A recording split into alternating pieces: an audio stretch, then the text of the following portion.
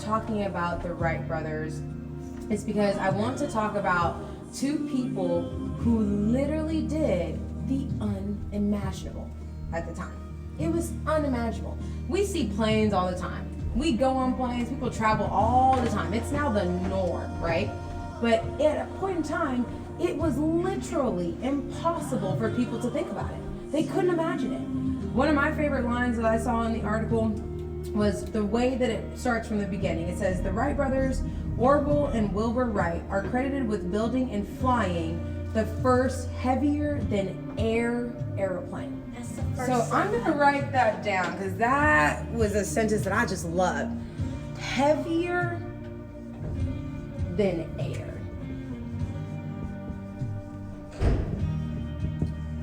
So I want you to think about that.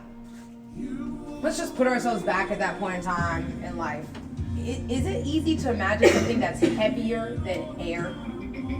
It's not easy to imagine, right? I mean, it kind of does seem impossible if you think about it. It seems truly impossible that something could literally stay propelled in the air. You know what I'm saying? We can't see air. Air doesn't seem like it has any weight to it. Of course, now we know about things like gravity and that type of thing, right? But to think about something being heavier than air makes a little bit of sense why some people were doubting. It's a little hard to think about something being heavier than air. That's powerful that there were two people who believed to step into that thought. There were two people who said, you know what? It's a possibility that something could be heavier than air and stay in the air and travel places. So not only did they think like, hey, let's go places, but they went there to go there, if that makes any sense. They went into a train of thought. Before they could think about traveling someplace, before they could think about an airplane, they went there. You have to go there to go anywhere. So you guys just went to Hawaii, right? Okay, that's a trip that you just took. You know, you traveled miles and miles on an airplane and it was so normal, all right? But where somebody traveled in their mind to get you on that plane is astounding when you really wrap your head around it. Someone had to go places that other people thought were crazy. That's incredible belief. That's incredible. So that's a line that really stood out to me. The other line in that first paragraph that I really liked was, over the next 10 years, they continued to develop the aircraft, making a significant contribution to the development of the modern airplane. Guys, over the next 10 years, okay? So, how hard is it for me to even convince you guys to go spend 30 minutes to juggle? It's hard, right? Somebody believed in something impossible so much that they worked over the next 10 years. That's how long they kept their belief. I mean, they worked and they worked and they worked, and there was doubt on doubt on doubt. People didn't want to patent it after they saw the proof, and they believed in it. 10 years they honed on something. That's incredible belief. So to me, that's inspiring. Because that goes to tell you, should you ever give up on something that you believe in? Even if people say it's impossible? No, doesn't matter how long it takes. You've got to be the one that's in it. Make sense? You know, if you believe it, if you're the individual, you've got to endorse your dream. It's only your dream. It's no one else's.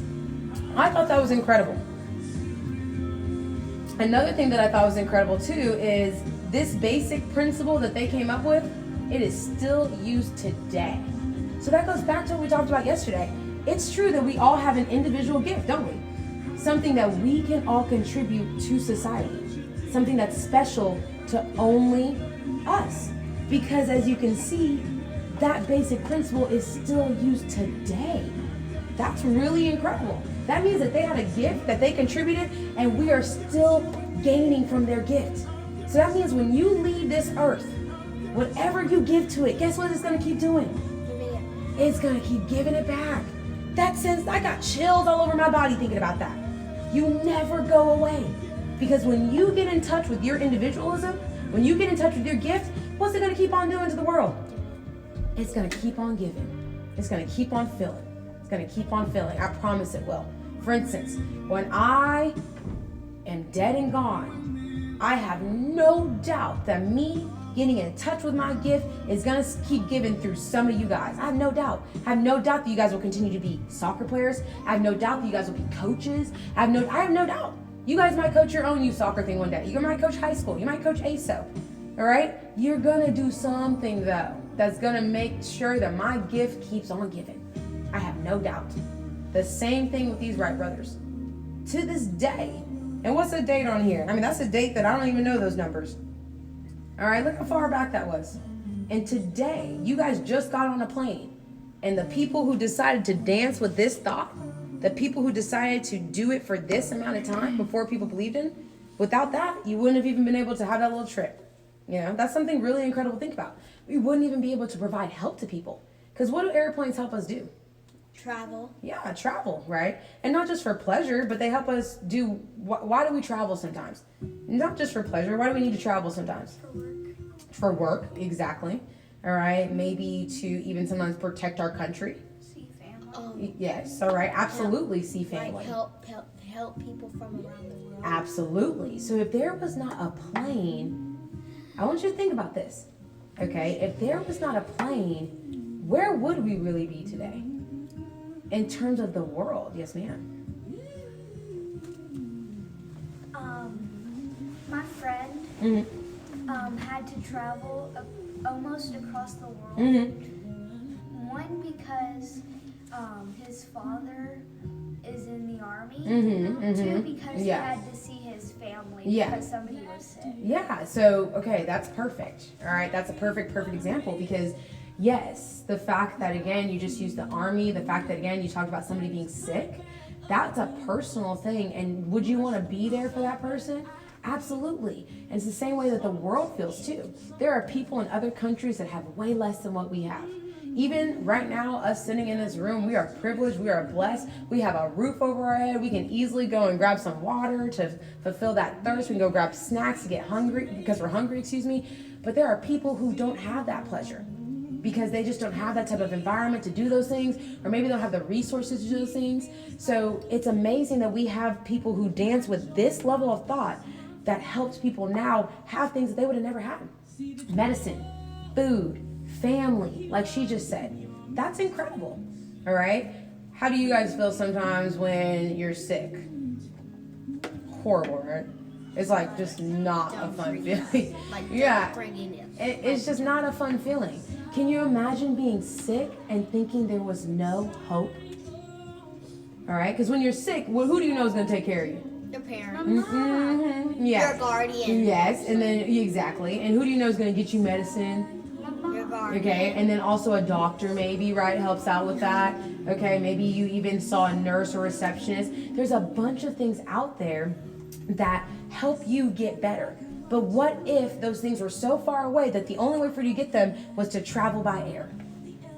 All right? You would depend on somebody believing in something that was impossible to make that happen. So you're sitting in bed in a country and you feel like it's impossible to get better. That's how you feel because you're sick. You don't think you're ever going to get better. But you forgot that someone else danced with something impossible. Someone else went someplace that you were not able to go. And because they went there, help is on the way. There is hope. That's incredible to think about. They had hope, and it's given everybody else hope. That's really incredible to me. Another thing that I really liked is when it talks a little bit about their family. Because I think that your family, what do you guys think? Do you think that your family helps make you the individual that you are? Yes. I think so. I think so. What do you think, Gabs? Do you think your family influences the type of individual that you are?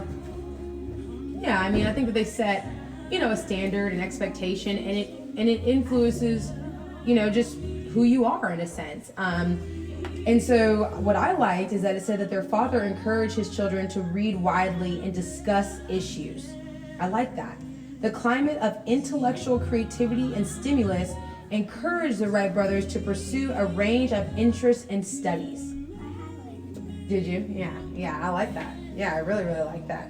All right, so now what I want you to do is on this first page, I want you to pick something that you highlighted that you want to share. And what you're going to do is I want you to grab one of these markers whenever you're ready. I'll just actually throw them out to you guys. And I want you to go ahead and write down things that